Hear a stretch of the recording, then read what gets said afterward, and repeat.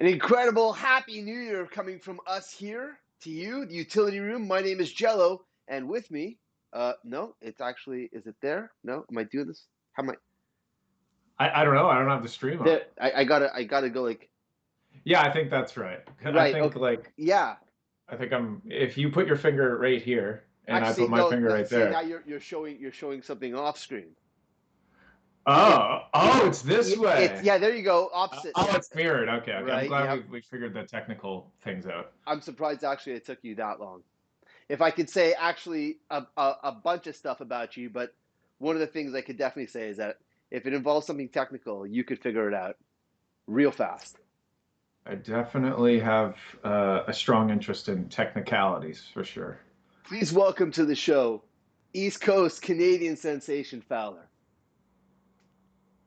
The smile. And then the music rises or something, right? So, I mean, obviously, because no surprise, you know, we're we're we're ready for New Year's. Both of us, we've got our shirts. Yeah, I definitely, like I told you before, I look like I'm ready to close a real estate deal or something, which is typical for me on a New Year's Eve. I'm ready to step into the future. Yeah, you got your shades on. I'm kind of This jealous. they're, I they're don't these even know they're where like my these blue sunglasses things. are. Actually, they're not really shades. They're like They look like safety goggles, yeah, there's something like that. I don't. I'm but to be. I maybe actually I you'll need don't know them. what they're for. Maybe you'll need the safety goggles moving into 2021 if it was anything like this year. When did you start figuring stuff out? Like what was it? Bring us way back. This is before music. Start figuring stuff out. Yeah, like electronic stuff. I mean, it's really funny because Oh, your name is Nick. Obviously Nick, and so electronic. And then I know uh, that was like a tag that you were running for a quick sec. yeah, back in like 2006 or something. Yeah, I don't know. I remember when I was a kid, probably like I want to say like 5 or 6 years old, I can very distinctly remember trying to fix an electric fan in my parents' house. It was just like a tabletop fan, and the cable had broken off on it. And all I did was, I didn't understand electricity, but I just took all the wires and kind of bundled them all together and plugged it in, and it blew the breaker to the house. And my parents weren't too happy about that. But that was like the start of my love of electronics and nerdy shit. I also kind of remember tearing apart a CD player, and I think I used an axe or a hatchet or some sort of tool that probably wasn't exactly the right tool. But again, this is like back when I was super young. So I always loved tearing stuff apart and seeing how it worked, and it never really went back together. And I still kind of have that. I tear stuff apart, it never really quite goes back together the same way, but that's just part of it, I guess. Was this like a reputation that started like gathering within like your family, your mom and dad? They knew that okay, if we get this electronic piece here, and if it doesn't work or if it needs figuring out, let's give it to Nick. He'll get it started. I mean, later on, yeah. Back then, it was probably like, well, we have this electronic piece that's not working. Let's make sure Nick doesn't go anywhere around it, or he might electrocute himself or like burn the house down. But obviously, later on in my life, like tonight, I just fixed a Hello Kitty karaoke machine for my niece Gwen, and it wasn't anything too serious. It was a blown diode, but like most people, it would just get chucked out. So for me, I have a background in electronics and that definitely helps a lot. But yeah, I was able to easily just kind of bypass the diode, and it fires up, and it's a little Hello Kitty karaoke machine that would have otherwise gone to the junkyard. So I definitely, my family does think of me, I think, when it comes to broken electronics, for better or for worse, because sometimes I can fix them and sometimes they just get worse. So. Was it that got you into electronic music? No, the thing that got me into electronic music was I was I was always into making music right back again when I was really young, like 5 or 6 years old, like banging on a ukulele with a comb and getting in trouble for it because I was obviously damaging the ukulele by hitting it with, or it was a brush, a hairbrush. Um, and then I got an electric guitar when I was like 12, um, 12 or 13 years old, and so I always, ever since then, I wanted to create music or at least make noise with stuff. But then in high school, I was playing in metal bands, and bandmates are not the most reliable people in high school because, you know, I wanted, I shouldn't say they weren't reliable. It's just, I wanted to spend more time on it than they did. So Well, my hold on for a dad, second. Can I freeze your thoughts, please? I feel like we missed a big step, and I'm trying to get to it. So like what happened? What happened with music? You were in a band. You were playing instruments. What instruments are you playing? oh, electric guitar, you know, lead guitar, played in a Rage Against the Machine cover band for most of high school. So I was pretty obsessed with Tom Morello and all the crazy stuff that he does, you know, with the patch cord and the kill switch and the whammy pedal. You know, I had to get a whammy pedal. I saved up for a long time to get a whammy pedal because they were pretty expensive. Um, so yeah, I was playing that, and we really liked Avenged Sevenfold. We liked metal stuff, but not like super death metal. We liked like melodic metal and that sort of thing. So that's kind of what I did for, geez, probably from like grade 7 to even after high school into college. Okay, so that'll bring us back to where I cut you off. Yeah. So now back to here. So I was playing in these bands, and Cheers, brother. I I wanted to spend more time on it than my bandmates, or at least some. It was hard to get. Also, it was hard to get a band together. You know, you have to have a jam space, and you made a lot of noise, and you had to have people, parents that were okay with that noise, and my parents are amazing and always supportive in that way for sure. But it's still, you know, you can only play certain times, and you can't play deep into the night and stuff. So my way of kind of satisfying my urge to create music more than that was to turn to a computer. And my dad got a copy of Sonar 4 by Cakewalk. He got that for me, I want to say in like 2004. I don't know. It was relatively new. So whenever Sonar 4 came out, it was like then. And I originally just used it to make metal because I was into metal. That's what I listened to. I listened to metal and I listened to, you know, hard rock and stuff like that. So I was just using it as like a band replacement so I could put headphones on and continue to make music deep into the night or when my friends weren't available to practice with me or write with me. So I just kind of turned to a computer. And then I started to realize that I didn't even really listen to electronic music. Like I didn't even really know it existed besides like Sandstorm, which actually turned out to be our grad song for high school, funny enough. But yeah, like besides like Sandstorm, like a couple other like trancey things that they play at like high school dances, I wasn't even really into electronic music. I just went to a computer to be able to do drums and like so I could record my guitar and whatnot and play drums. Um, but then I started to find out that, hey, if I like, I just had there was like this moment that kind of was the beginning of my electronic music life when I thought, well, I can make the BPM anything from 1 to 999.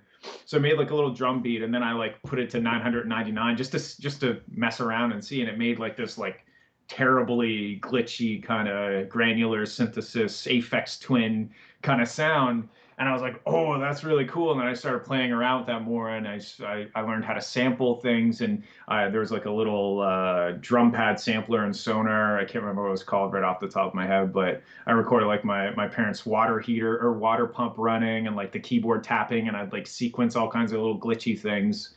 And that kind of what started out as me using a computer just to record and make metal music turned into me finding like this genre of music that at the time I was like, I am the pioneer, you know, like I didn't know that this even existed, even though Aphex Twin was around for many years, like decades before this. Um, but to me, I didn't even know that this stuff is like glitchy IDM and weird kind of noisy shit. I didn't know that was really a genre of music because, you know, back in 2004, the internet wasn't what it is now. There was no YouTube, I don't think, or if there was, it was in its infancy. So if you weren't into that style of music, it wasn't like readily available to consume. So I had never even heard of IDM, and I was making it. So yeah, that was kind of how I transitioned from making metal into making IDM, and I spent a good portion of high school making. We're still writing metal and playing metal with the band, but also creating like this glitchy IDM weird shit and putting it on CDs and giving it to people, and they're like, "What the hell is this?" You know. So that was how I transitioned from metal into IDM, and then you know, I think you can still kind of hear metal influences, IDM influences. You can still hear these things in my music because I still love that stuff. It was kind of like my first love of electronic music, so it carries through. And it probably always will. So were your early references to electronic music, was that Aphex Twin, Prodigy, Chemical Brothers, Orbital? Not orbital, but actually Aphex Twin, and this was also kind of what's the word? Serendipitous. Like I was in London, Ontario, and I was in a record shop back when you actually, well, not records, but when you bought CDs. I would always, that's how I would find new music. I would just go to a pawn shop and they'd have some crazy sale, 3 CDs for $5 or something like that. And I just pick out CDs that looked interesting. And the Richard D. James album of Aphex Twin, and the cover is just his face. And for some reason, I had no idea who Aphex Twin was. I didn't have a phone, so I couldn't, like, I didn't have a cell phone with internet back then, so I couldn't, like, Google it and see what it is, or find it and listen to it before I bought it. I just thought, oh, that's a funny looking CD, and I turned it over, and the track list was all kind of weird looking because you know how he is. So I bought it, and I listened to it, and I was like, holy shit, this is like exactly what I want to make. Like, especially for Aphex Twin, that would have been the best introductory CD because that's his most melodic, that's his most accessible for somebody who's not into the hardcore kind of 200 beats per minute glitch kind of drum and bass shit. Like that has a lot of musicality to it. So that kind of serendipitous event of me just randomly seeing his face on a CD cover and picking it up, and then that, like, Aphex Twin was my first real kind of experience in the electronic music world. And then shortly after that, the Crystal Method, that was another big one. BT, Aphex Twin. I would say Aphex Twin, Crystal Method, BT, and then I was like obsessed with BT because he combined all the nerdy glitchiness of Aphex Twin, but I found it a lot more sonically pleasing. Like he was a little more. It was less pure IDM. It was more like melodic and song based, but with all the stuff I love from Aphex Twin. So I was obsessed with BT for many years, and I still have like a ton of fan paraphernalia that you sign up for, and like CDs and signed stuff. And I was like part of the BT fan club sort of thing, right? So that kind of led me on. And then Nine Inch Nails, I remember buying the Pretty Hate Machine album when I think I was in high school at the time. And it's funny because even to this day, those are still the records that I like listen to the most. Nine Inch Nails definitely gets the most play for me. Massive Attack too. Um, those kind of bands. But yeah, that kind of, and again, with that knowledge, I'm sure if you listen to the stuff that I make, you could probably hear those influences in there. So you were listening to all the electronic music that was coming out around that time that was resonating with you. I can't say all of it, but the stuff that was resonating with you. At this point, you had gone to a party, a rave, a club night. I mean, actually, wow, I'm just remembering this. I bought. Okay, so I was DJing weddings when I was in high school to make a quick buck, which is like, man, for a high school student, like 300-400 bucks for a night. It was pretty rough because, like, if you're DJing weddings, at least 50% of the people there hate you no matter what you play. You play one song and half the crowd hates you and half the crowd loves you, and then you play another song and it flips. Anyway, in order to make that more sustainable, I found a good deal on a PA system. So I got these two. It was a Yorkville Pulse, I think was the line. They weren't very good, but they were loud. And there were two 18-inch subwoofers, and then two 15-inch mains with like horns or like tweeters. And then I also had some Yamaha cabinets. Anyway, I was DJing parties, so I had, I want to say, virtual DJ, maybe Tractor, but I think it was virtual DJ back then, and a very basic knowledge of DJing. I had no aspirations DJing. I just, like, I wanted to show my friends this cool music that I found. So that's what I was. My parents' van. I'd load the PA system into it and drive to the party, set it up, get noise complaints all the time. Turn it down, and you turn it down a little bit and then back up again. But I had no real knowledge of D beat matching or anything like that. I was just like, I just want to bring the sound system and like show you these cool beats I found, you know? And I remember like I started to get into like Armin van Buuren. I remember his song Shivers. That like I used to love that song. And there was another song with Tiesto and BT. I think it's like something Love. I can't even remember at this point, but anyway, I started to DJ, and I don't even know where I was going with that, but the I was DJ. waiting. I thought there was a big payoff here. Come on. I don't remember what the original question was. I just was like going down memory lane because I honestly haven't thought about that in a long time. Like my friends John and I was Taz. asking you about parties. You were getting all of your influence from the Yeah, music being released, but not from the parties. You weren't going to the parties, so you start talking right. about the mobile That's right. DJ Okay, okay. setup. Okay, Now I can slowly bring us back to the point. awesome sauce. Yeah, I mean, I currently I live in a city in New Brunswick, but like I lived in rural New Brunswick, and everybody listened to rock or country or pop or whatever. Nobody was into electronic music, and even still to this day, besides like pop music is pretty much electronic music at this point.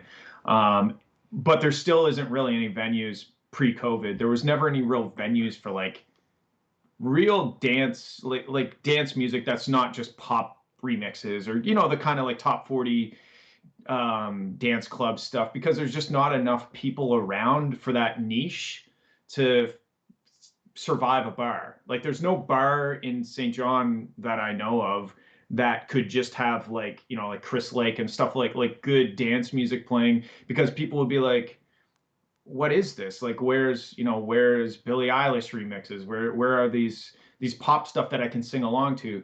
Uh, there's a smaller percentage of people that actually would enjoy hearing new music, but the vast majority of people that go to the bars, I think, want to hear stuff they know. So there's my point being, I was kind of the most in my friend group, in the people I knew and the people I hung out with, I was the most knowledgeable for electronic music, and I wasn't even that knowledgeable. So like, I wasn't going to parties and learning about new electronic music. I was going to parties and bringing new electronic music, and I wasn't even like, I had no authority to do that. Like, I was just some kid that like had Napster, or LimeWire or BearShare or whatever it was at the time, playing like really shitty rips of like dance music and stuff. Um, so I didn't have that same kind of like, in Toronto, the rave scene, the underground scene, Comfort Zone, and all those after hour bars and stuff where you can go and kind of rave till 4 in the morning. That was non-existent in Hampton, New Brunswick, You How could did you go. hear about these things? How were you hearing about these clubs that were happening in Toronto? I had no idea. I just know them now, but back then I had no idea. So the only exposure was just released music. How did you learn about parties? I mean, parties. I don't know what you mean. Like what? I mean, like essentially like electronic music parties. Like, how did you first get like the idea that DJs were going up there, that this music was becoming prominent, that there was a culture that was surrounding it? It wasn't just the release music. I didn't know that. Like, I just liked the music. I had no idea. You gotta understand. I lived in Hampton, New Brunswick. There's no such thing as dance parties, or there was, but it was like top 40s dance parties. There was no like, let's go listen to stuff we'd never heard of and enjoy it. Like that wasn't. It just wasn't a thing. But you eventually hit a rave. I have been to some. I haven't really been to many like what you would consider raves. There's just none around here. There's like Future Forest, Evolve, that sort of thing. Um, but in terms of like raves, there's no fucking warehouse raves or anything like that in New Brunswick. Like it just doesn't exist. Would you want something like that to be around you? Do you find that having that type of influence from that style of culture would have I would, yeah, I would love that, but I mean, it's just not really. I'm not saying it's not possible. It's just because we have such a small population already. Say Toronto has X amount, 10 million people. I don't even know. It's probably either way more or way less than that. I think it's probably way more. Anyway, 10 million people. Even if 1% of the population loves underground music, or even if 0.1% of the population loves underground music, that's enough to sustain a scene. But when you only have 100,000 people, or like 1% of that spread across a big geographic area, you can't really get those people together and have a rave, like it's not sustainable. So you were doing a form of DJing before you were really, going into the direction that you're going in right now with production. But Yeah, and I, I still don't consider I would never consider myself at any point a DJ. You know, like even when I was DJing, I wasn't a DJ. I was just a curating person that press play and uses the automatic beat sync feature, you know? And maybe I just described a lot of DJs. I have no idea, but well, okay. Well, here's so. All right. So here's what I was trying to say is that what I know that you haven't had the strong push or pull to go into a live setting. This, you've put out over the last couple of years, especially, I know like the last half decade, we've seen Fowler music, become more and more, incredible and exposed. The last couple of years have been really, really strong for you. Um, you haven't had that push or pull to get up on stage and do it, which seems to be, I mean, you may disagree with me. It seems to be the direction. Like that's what it is. Make a hit or a few hits, and then bang. Road time, road trip, road trip. road trip. Yeah, no, I never, I mean, the most inspired I've ever been to actually get on stage was after the Monster Cat Compound event where they were like playing my track and I was on stage. I wasn't playing my track, but I was on stage and there was like this massive crowd of people rocking out to something I made in like a cabin in the woods of New Brunswick. And that was a really cool experience. And I thought, okay, my new goal is now the next compound because they asked me if I could DJ because somebody couldn't, I can't remember who it was. They couldn't make a flight or something. They're like, would you be interested in getting up? And I was just straight up like, I'd love to, but I don't know how to DJ. And they're like, what? They're like, I thought you were like a DJ. And I was like, no, no, no. I just like I make music in a room by myself. Like I don't know how to DJ. So that kind of sucked because I had this amazing opportunity to get up in front of I don't know, thousands of people crammed together all there to listen to Monster Cat music, and and uh, and I couldn't do it because I didn't know how. So my goal before COVID was to learn how to DJ at least to the point where I felt comfortable, like I could enjoy myself on stage. Um, and then COVID happened, and then I was like, well, I guess I don't have to worry about learning how to DJ anytime soon because there's not going to be anywhere to DJ, you know.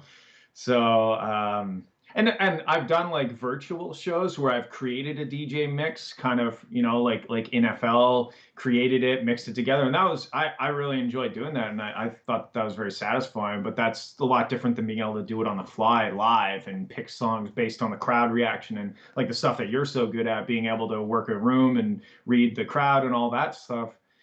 I was just enjoying like finding songs that worked well together and finding clever ways of like sneaking, Dill's line into other songs where he says that's hot and just like that sort of stuff. So I don't know that in a way that's more of a producer kind of action than it is a DJ action because I'm sitting there in a room and crafting something.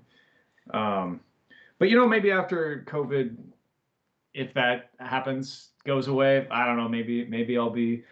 I'm definitely interested in being able to enjoy that energy with a bunch of people in a room together. That I'm interested in that for sure. It's just the mechanics of DJing that I need to spend time to learn how to do, and I just haven't done that yet. Do you find that there's an alternative pressure to being solely a producer in the electronic scene without trying to be like, here's my next, six tracks and I'm hitting the road for the next year and then, another six tracks or Mm, Not really, but I'm kind of spoiled in the fact that I have a I make a comfy living from the TV work that I do. So the pressure that may be there for other people financially to be a financial success as quick as possible so that they can pay rent, I get that from other places. I get that from my TV work and whatnot. So for me, even if there is pressure there, I'm just like, whatever. Like I'm not.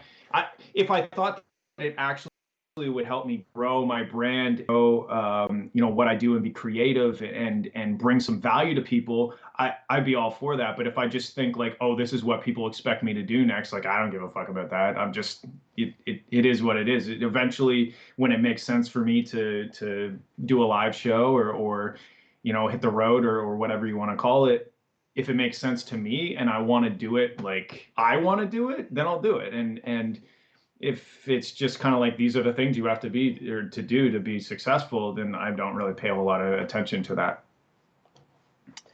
Do you think that there's a direction that typically needs to be followed to find success? Do you feel that maybe sometimes that there's you get a vibe of being an outlier, knowing that you're alone in the cabin in the woods in St. John, New Brunswick by yourself?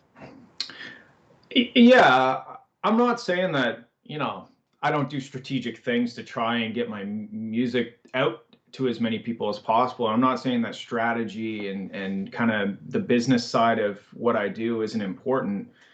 It's just that I think that a lot of people, and this might not even answer your question, but I think that a lot of people feel pressure to rush the success and to follow these you know, kind of guidelines to becoming a successful musician. You know, step one, do this. Step two, do this, and you better do this by this point. Like, I don't know. When I see people doing that, it makes it hard for me to focus on what they've created or their artwork. It makes it hard for me to um, consume their art and enjoy it because I'm just focusing on like, oh, they're just doing that because they think it's, you know, if like somebody like there's like a new TikTok song and then somebody puts out a remix of like a TikTok song, it's like, hey, did you really do that because you like you really enjoyed that song and you had this great idea, or you just like, oh, this song is huge and I need to remix it so that I can get some like views or plays. So I'm pretty hypersensitive to picking up on that stuff, even like musical trends and stuff. This is like totally not your question, by the way, and No, I no, know it that. is interesting though because it makes me wonder. See, do you feel that perhaps meme culture has not the greatest effect on music? I think meme culture is entertaining.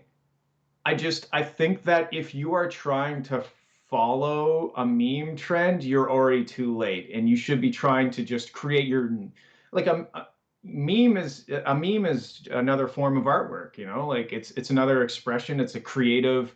It has intellect. Like there's humor. There's creativity to it. And when I see something new, a new meme or whatever that's really clever or really stupid or like you know like I can enjoy that. But when I see somebody trying to capitalize on an existing meme and follow that trend because it would benefit them, then that's all I start to focus on. I can't like for example, if there's this really popular meme and then somebody uses it like an audio meme, like the D's nuts or whatever. That's really dating me, but anyway, that's the first one I could think of. If somebody like use that in their song, even if they're doing it in a super creative way, all of a sudden all I can think about is like I'm just thinking about them trying to be successful and them trying to get plays and them trying like that's all I can think about. I can't actually listen to the music and enjoy it because I'm just thinking, wow, this person is just trying too hard.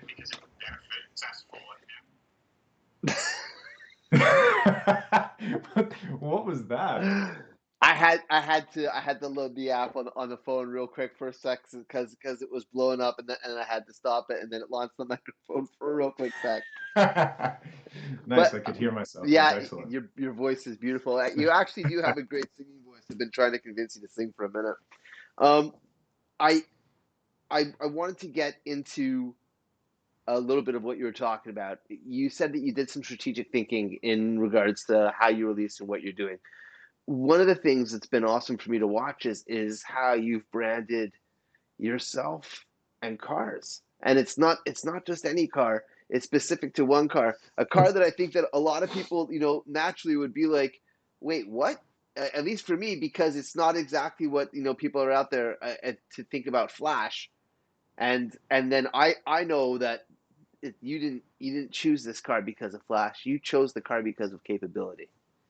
Um, Yeah. what happened? How did cars happen for you? What is it about the Eagle Talon? and Fowler?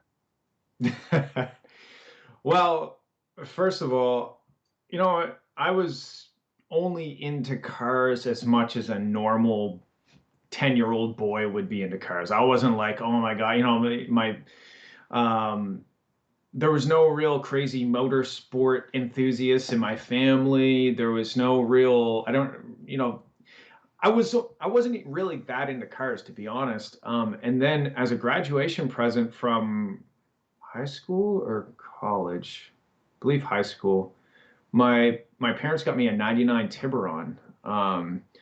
And that was my first car, and I still have it, even though everybody, including my girlfriend and my parents, try to convince me to get rid of it because it's just sitting out in my driveway, not doing anything. Um, I got that car, and it was a 5-speed manual transmission, a 2-liter with 140 horsepower. It wasn't exactly a fast car by any means, but it was a sports car. So was like, okay, cool. Now I had a car and I had something to be proud of, and I'd wash it.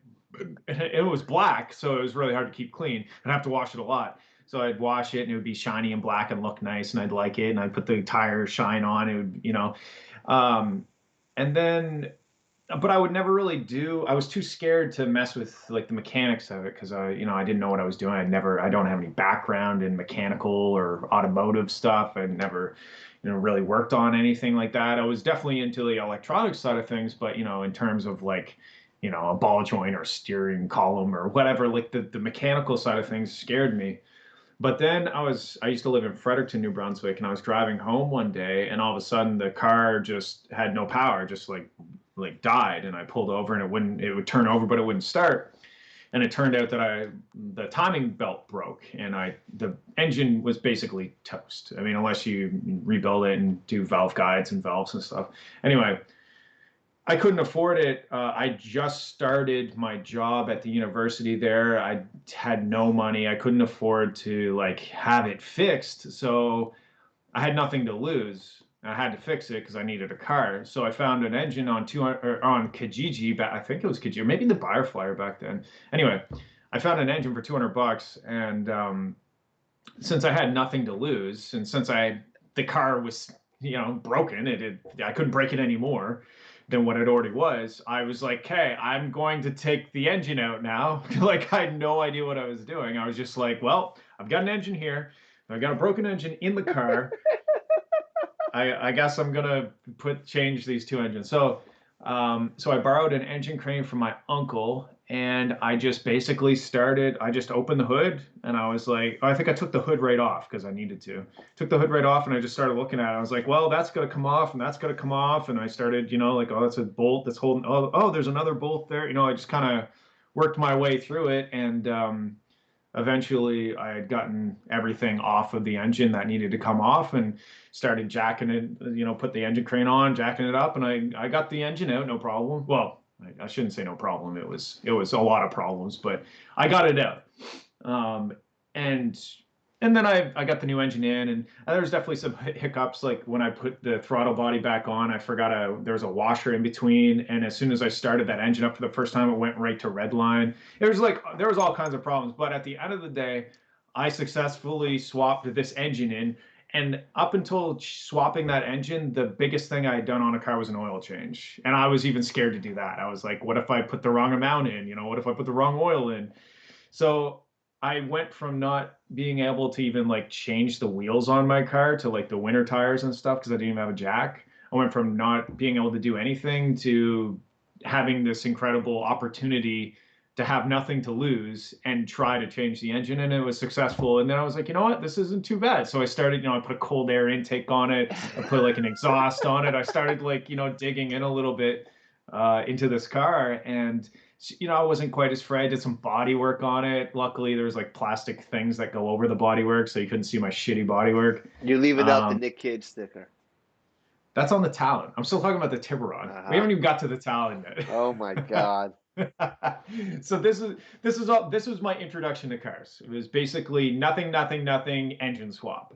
Um, and that got me, now that I was like, I changed the engine. I could do anything. Like I was pretty cocky because I was like, I just changed the engine in this car. And to me, that was insane. It would be like, like you don't have any desire to be good at working on cars. You don't work on your own car. And imagine you just went out into your driveway and changed the engine in your car. Like it's just it gives you a lot of confidence that you're like, I just did this. And changing the engine on a 99 Tiburon is different than changing the engine on a 2019 Escape or whatever you're driving these days. But anyway, so that gave me a lot of confidence and really gave me something like, I did a lot of research and stuff on the internet and it gave me something to obsess over. So then I got a Subaru Impreza, 97 Impreza for the winter, and that worked great. And then I wanted like something fast and I wanted something turbocharged because of the cool noises it made. And, you can make more power with a turbocharger and whatnot. So then I found this Talon, and it was a really, I don't even think I knew what an Eagle Talon was until I saw this ad for this Talon for, I think he was asking $1,000 for it, up in Bucktouche, which is like 4 or 5 hours north of me. And I did some research and I found it was all-wheel drive, and I was like, oh, that's sick. Like anything that put power to the rear wheels was good by me. And it was turbocharged, and I liked the way it looked. It had this weird hump on the hood that I didn't know why it was there. So I went up and took a look at it and took it for a spin, and it was like I'd never driven anything fast before. And a stock Talon isn't that fast. It's quick. I would call it quick. It's not fast. But to me, because I was coming from 140 horsepower and all of a sudden I have 200 horsepower, and the sound it made, it didn't have an exhaust. It was just like turbocharger down to nothing. It was like screaming loud. You could hear like the turbo going, and I just drove it around his subdivision that he lived in because the water pump was seized, the alternator was seized. It basically just like charged the battery up enough to like drive it around for a few minutes, and then it would overheat because the water pump wasn't circulating the water. So anyway, I drove it around and I was like, oh man, I probably only drove it for like 3 minutes, and I was like, oh, this is so cool. Like you put your foot down, you feel the boost building, and you push back. So then he asked me $1,000. So I said, okay, I need to go think about it. So I went to the gas station, called my dad, and, talked it through with him, which I always do whenever I buy anything. I like call my dad and like talk it through with him. And then I went back and I offered him $700 and he took it.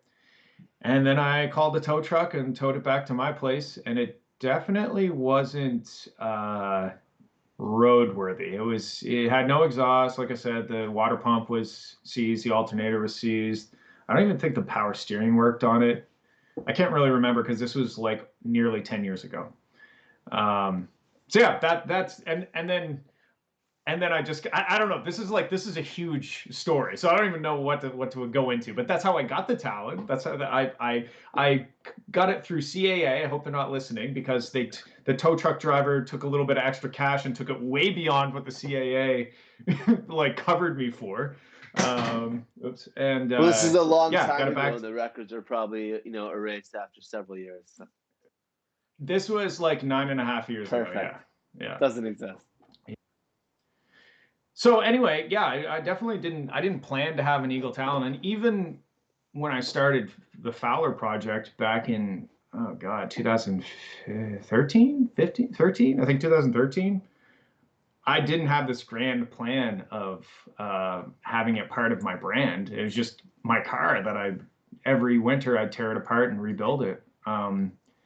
And I put a lot of money and a lot of time into that thing over the years. And I'm naturally, it's a part of me now. So it makes sense that it's part of my brand, but I never planned that. I just, like, even with the first Monster Cat release with Numb, that artwork didn't have the Talon in it. But then I made the song How We Win. And I was like, oh, that'd be cool if like my car was going across the finish line. And then all of a sudden now the Talon is part of my brand, and it has been ever since. And it makes a lot of sense because like I love cars, I love music, so why not have them both part of my brand? And it's very genuine, it's very organic. I make car content for my YouTube channel. I race my car, I work on it, I film all this stuff. Like it all makes a lot of sense. And honestly, it seems like a genius branding move, but it just kind of happened. Like I didn't plan it out. It just happened, and I'm glad that it did.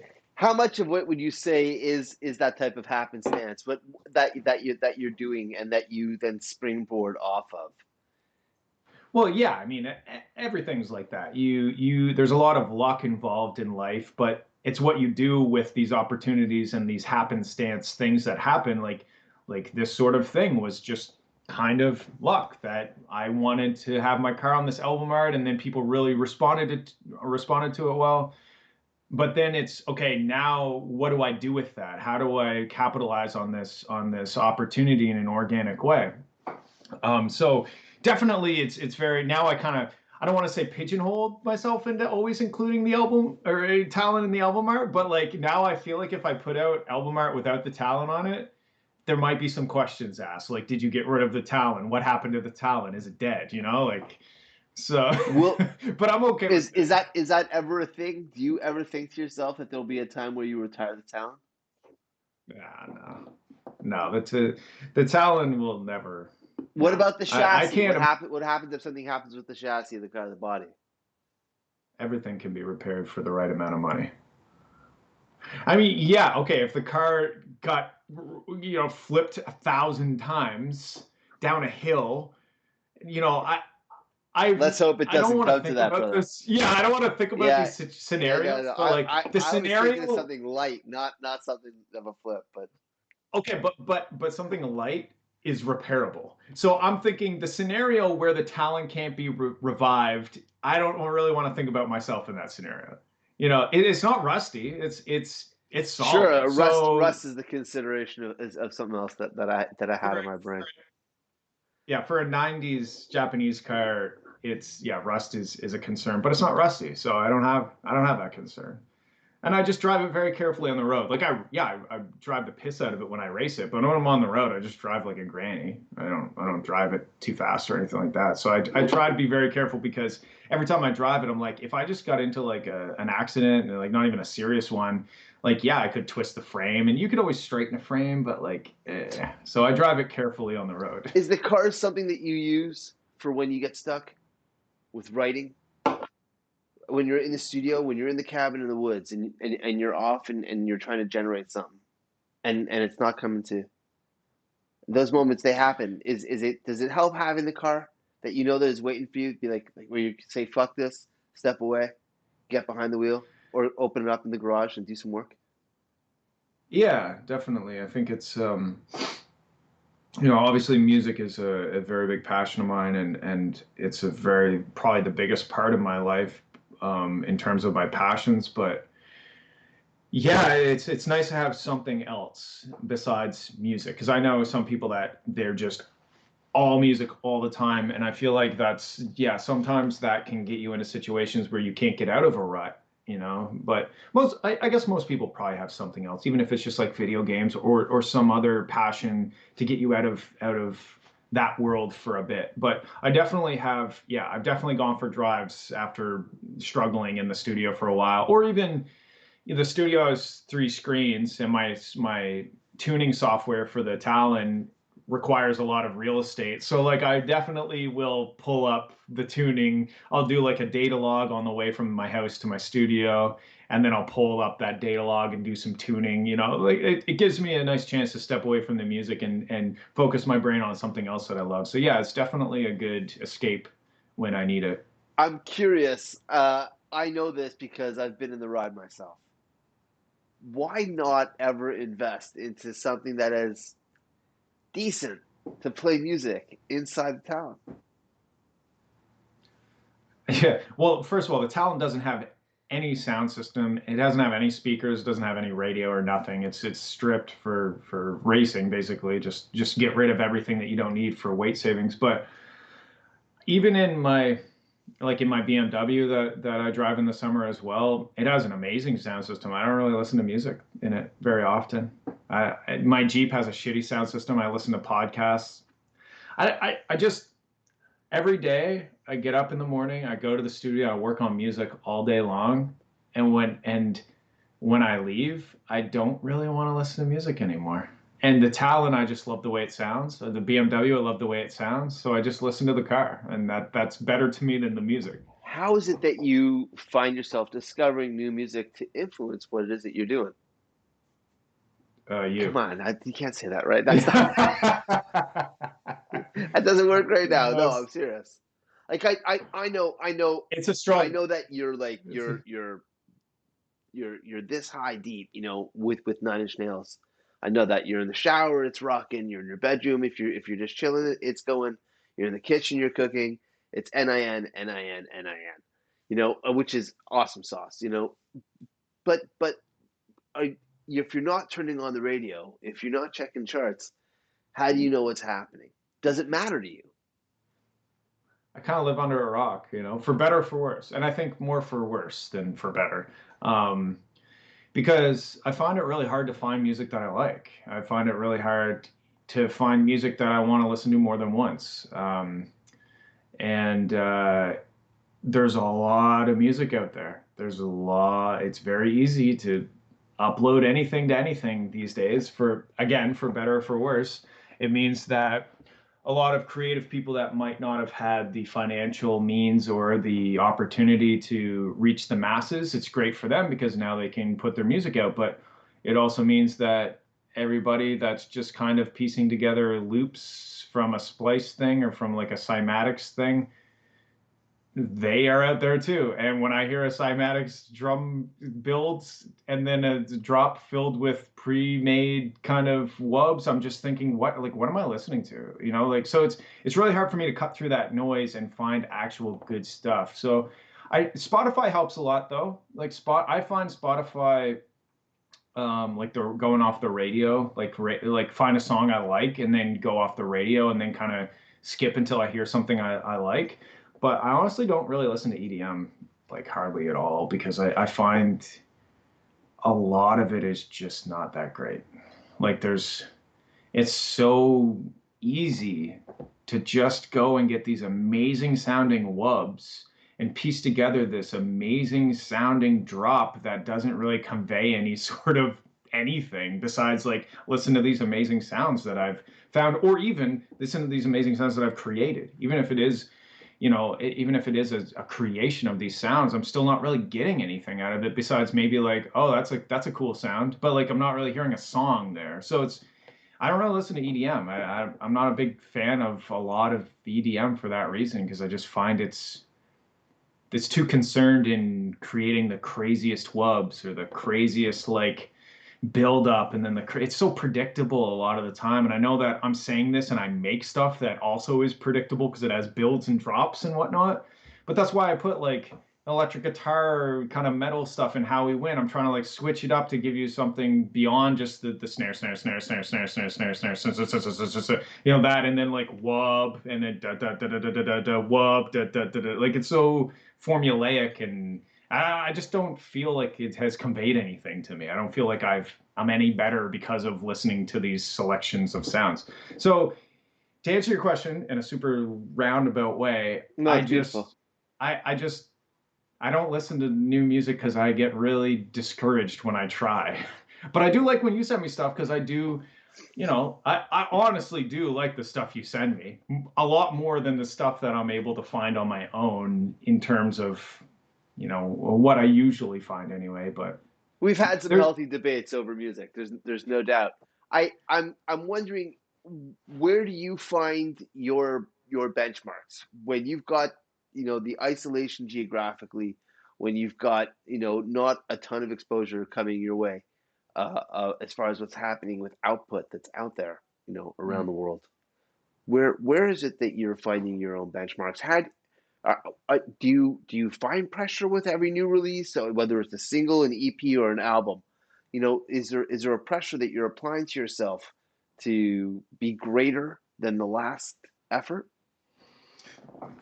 um I think I don't know. I don't really think I ever put pressure on myself to be better than the last record. I don't think I really have thought about that a whole lot because I'm always just like I'm trying to create I'm just trying to create something that I like to listen to. I'm trying to create something that I find value in, and that it kind of, to me, is its own thing. And it's almost like, why would I compare that to the thing I did last? Like, these are two things I created. Just because I created one now and one a year ago, like, yes, I've grown as a producer. Yes, I probably can make the mix sound better. Yes, I can probably convey my ideas more clearly.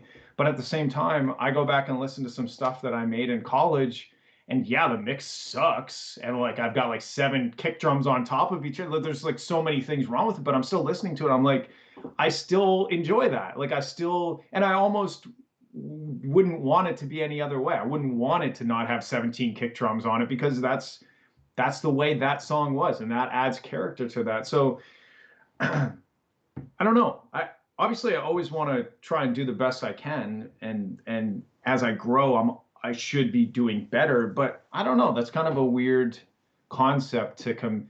It's such a common concept that people like visit, where it's like, well, I need my next song to be better than this last song. But then I don't know. To me, I'm just like, if I didn't like it, it wouldn't be on the internet. If I didn't like it, it wouldn't be released. Believe me, I have thousands of projects on my computer that never see the light of day for good reasons. Because A few that we've started. For sure, and maybe not for all the same reasons, but yeah, I don't know. It's just it's a tough question because I never really thought about like, hey, am I trying to like one up myself? Is it bad that I'm not? Is it good that I'm not? So I don't really know. All I know is that when I sit down and try to create music, I'm maybe even to a fault hyper aware of the motivations. Like, am I adding this snare drum roll because I feel like that's what people expect? Is it really me trying to express myself using this sounding snare?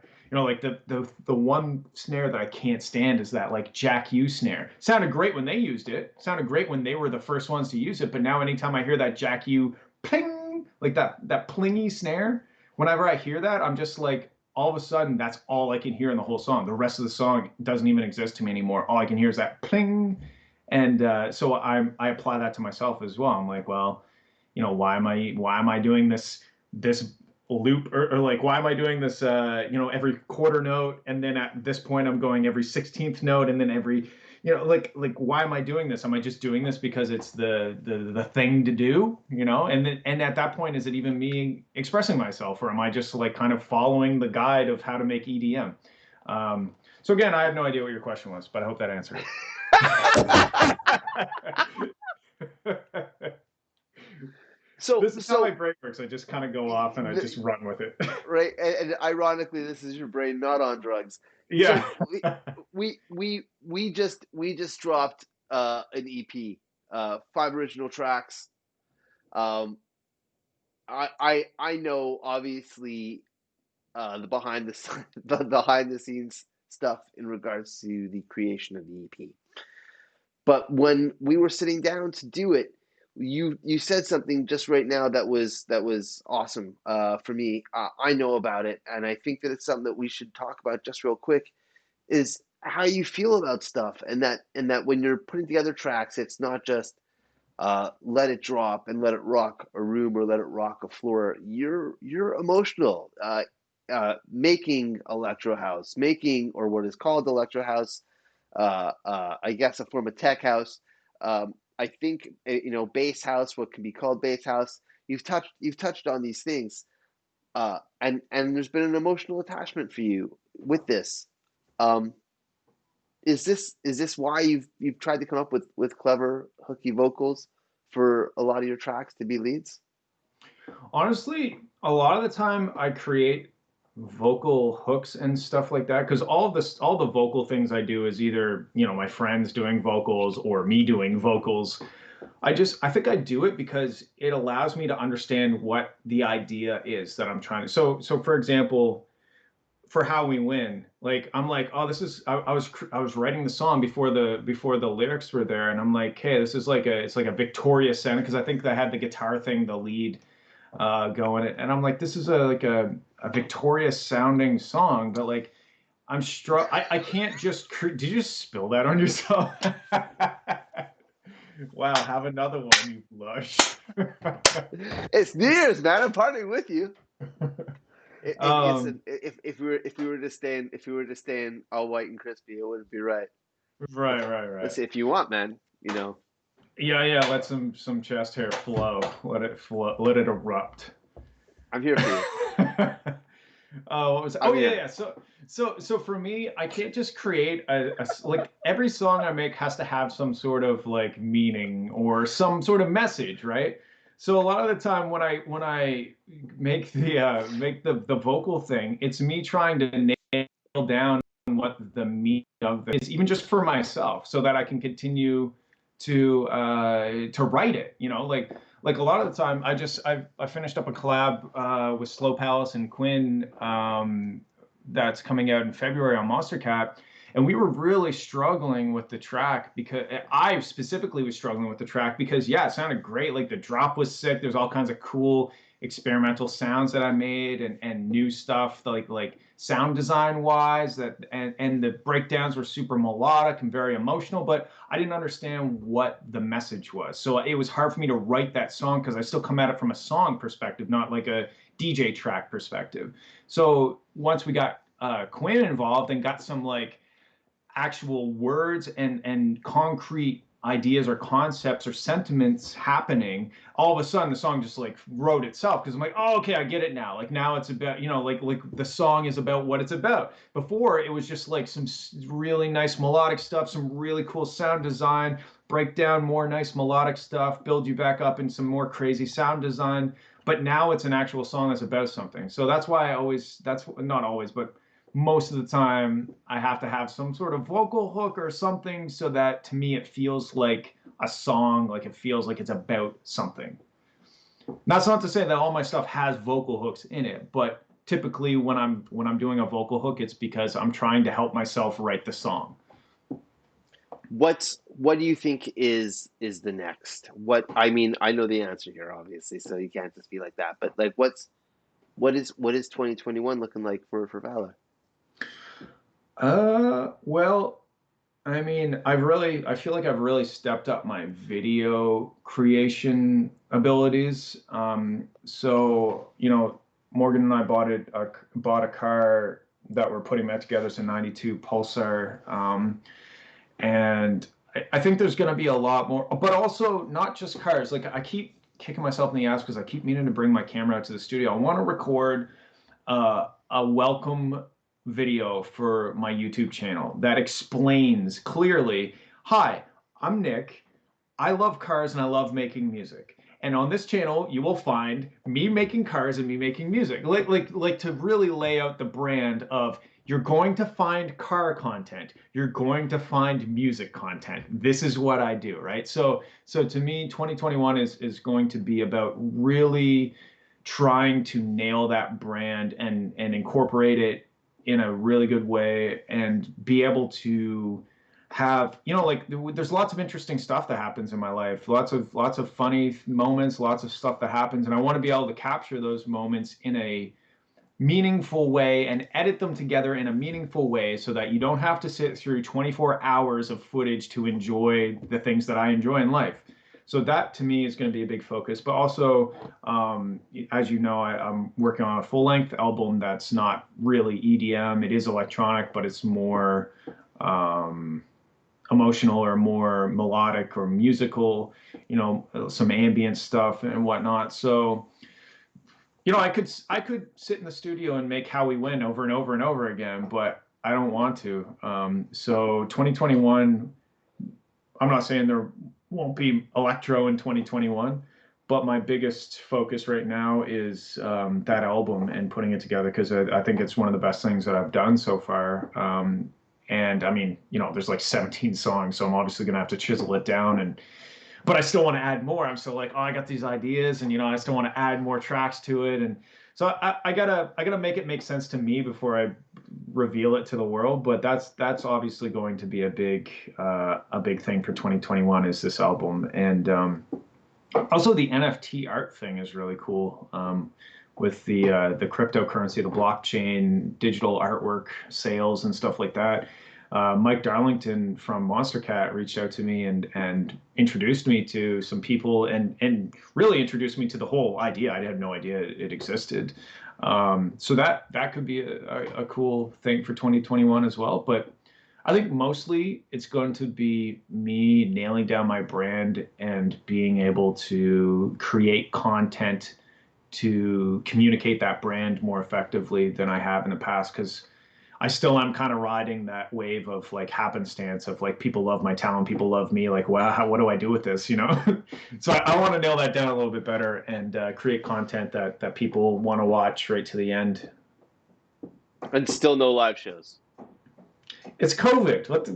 What kind of live shows are you thinking? I like to stay optimistic. I mean, like, hey, anything could Okay. happen, right? I mean, All right. 2021 still 12 months. Anything could happen for sure. There we go. I am.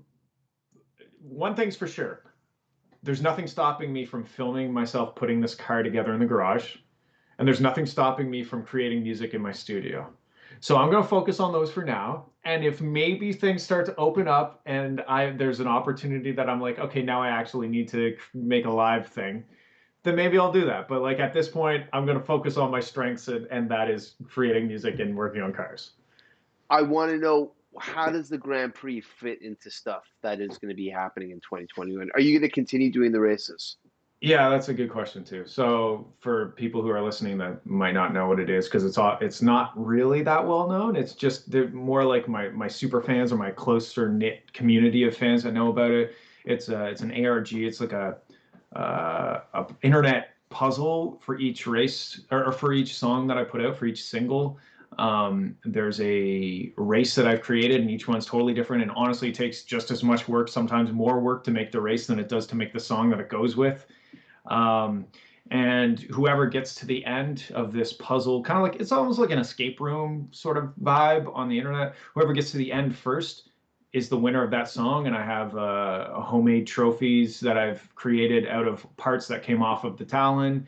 And there's plaques and there's some other little goodies that I send that I mail them, and they become part of the pit crew, which means like they get to listen to stuff early. There's exclusive content. I share ideas with them and whatnot.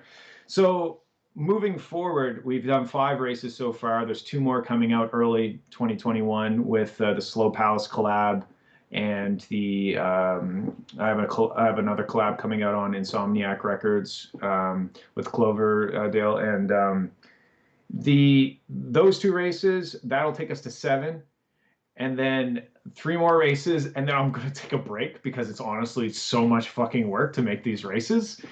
But what I'm going to do for this is like the first season, there's 10 races. The second season, I'm going to hire somebody to create these, not to create them for me, but to help me create these races in more of a video game style, as opposed to like I'm doing stuff with like Dropbox links and like Bitly links and hiding things in images, and it's just a lot of work and it's not that consistent. So I want the second season of the Grand Prix to be something that I invest money into and hire somebody who's actually good at that stuff, because I'm great at coming up with these ideas, but I'm not a programmer. I'm not a video game creator. Like I have to learn how to do that stuff, and that takes a lot of time and energy.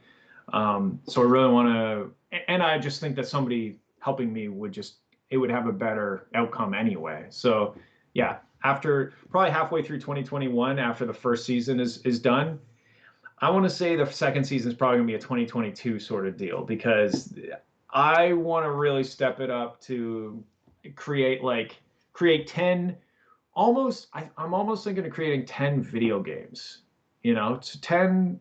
And I've reached out to a couple programmers who I enjoy their games, and I'm still, working through that. But I want to create something that's a little more structured or a little more professional in terms of the presentation of it, the graphics, or maybe there's actually like a race, like an actual game where you have to race instead of fumbling through Dropbox links and whatnot.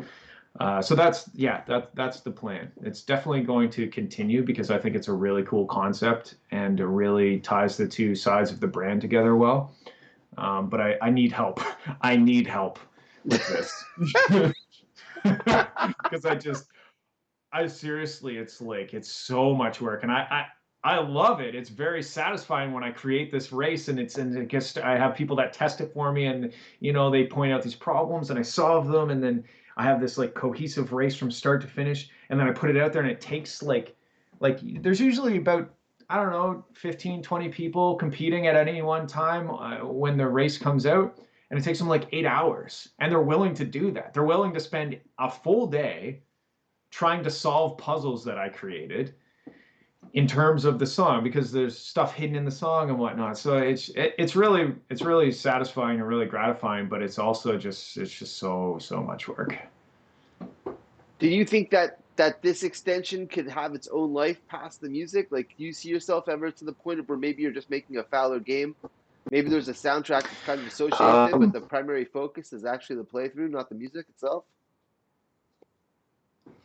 I mean, maybe we're creating the talent. There's a game called BeamNG that I play a lot, and it's like a super hyper realistic physics based racing simulator. And it allows you to create cars and create the and tune the engines and stuff like that. Like it's really in depth.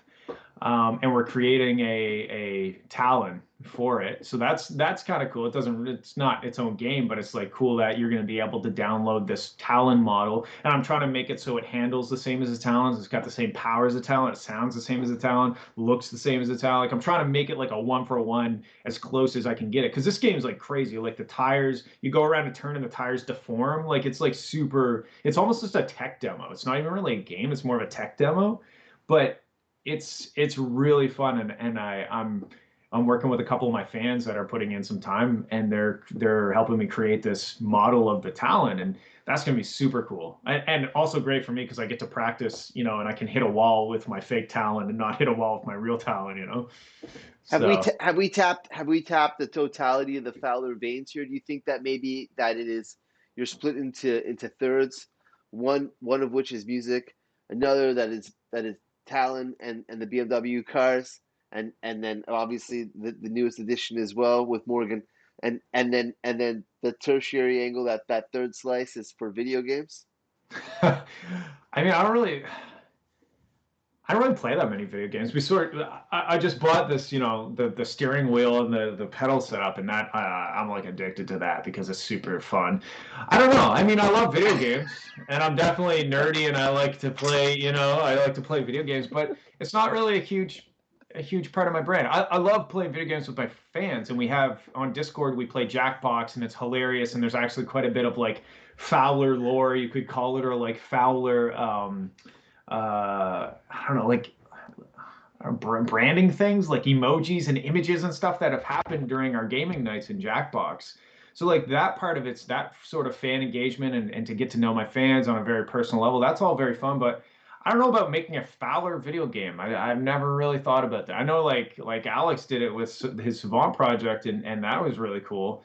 Um, I don't know. Maybe. I mean, it makes sense, like racing and cars and stuff. You know, I'm not saying it's a bad idea. I don't think I really put much thought into an actual game beyond the Fowler Grand Prix sort of thing. Do you find that you had a strong summer knowing that you could do stuff with the car that was past the garage? You could take it for a spin, hit a track. It's considered to be, I guess, a socially distant activity, you know, because you're just in your ride on your own. This is obviously something that is an incredible output to have, right? Mm, yeah. Yeah, no, we're really lucky that we were able to still do races this year. So if people don't know, I do autocross racing, which is typically in a parking lot set up with cones. It's more about handling. It's less about like, you know, I don't even typically get out of second gear. So it's not like super high speed, but it's more about handling turns and managing, you know, throttle and brake and stuff.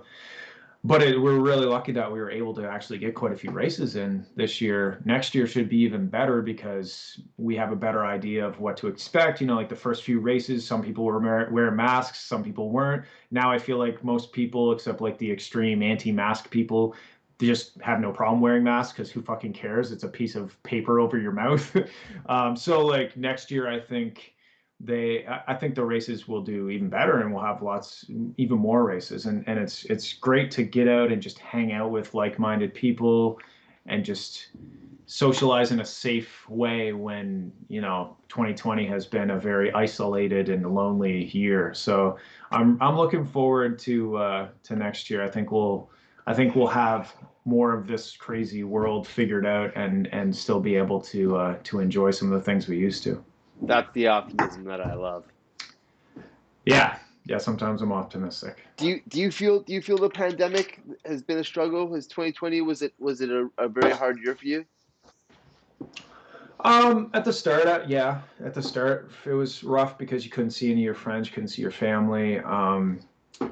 But after it kind of normalized a little bit, you could see your friends, you could see your family. Not so much for me. Like, I mean, I live a pretty isolated life anyway. You know, Morgan and I live together, so I see Morgan a lot, and we have each other. And typically, without the pandemic, I go out to the studio and sit in a room by myself all day, and then come home and see Morgan. So, like, what's changed? The only thing that had changed is, when I couldn't see my parents and stuff. I'm pretty close to my parents, and I see them quite often. So that sucked, but I feel like for the most part, that's behind us. There was kind of that second wave that hit that kind of isolated us a little bit, but you can still kind of like stand in the driveway and chat with your friends or family as long as you're kind of smart about it, right? um, so no, honestly, the pandemic hasn't really affected me as much as it's probably affected a lot of people, especially people losing their jobs and whatnot. If anything, more people are listening to music, more people are watching TV. So hasn't really, can't complain, I guess, is the moral of the story. It's good to see you smiling. I know that my cheeks have been hurting for the almost the entirety of our broadcast. I'm sorry about No, yeah, it's that. I don't know how we're gonna move past and be able to forgive you. One thing's for sure is that it's been a pleasure having you with us here in the utility room, Yeah, Fowler. it's fun. Yeah. Yeah, it's nice to, I definitely, I want to be in the room, but it's, this you is the you second best thing. you are. It was certainly I've done obviously a mix. So some of the guests we've had on the show, I mean, like, I know them, but like, I don't know them. I want to say that we spend on average a day, if we have a slow day, 2 hours a day messaging, and it's Mhm. and I know obviously everything that goes into the project for Fowler, and I appreciate you sharing it with everybody else here with us tonight.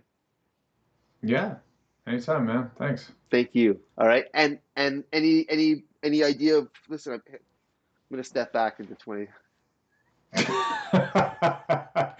I forgot you were wearing those, to be honest. No, how did you forget? It was They just like fit your face so naturally. did it work? Yeah, Did it? I yeah. wanted to have fun on New Year's, you know what I mean? Because I know that it's tough, You're and I'm really letting loose. yeah, Really letting loose with I those did. I, glasses. I Yeah. wrecked I wrecked the shirt. I stained it. I unbuttoned it. I got a little loose. I wore funky glasses, and then I let my Yep. I let my hair down. I took a shower today.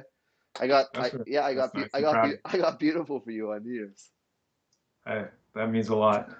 I mean, I wouldn't be able to smell you anyway, but I'm glad that the thought was there. It's good that we can be together. You are here in the room with us. We all are. We're all together, and that's the point of all of it.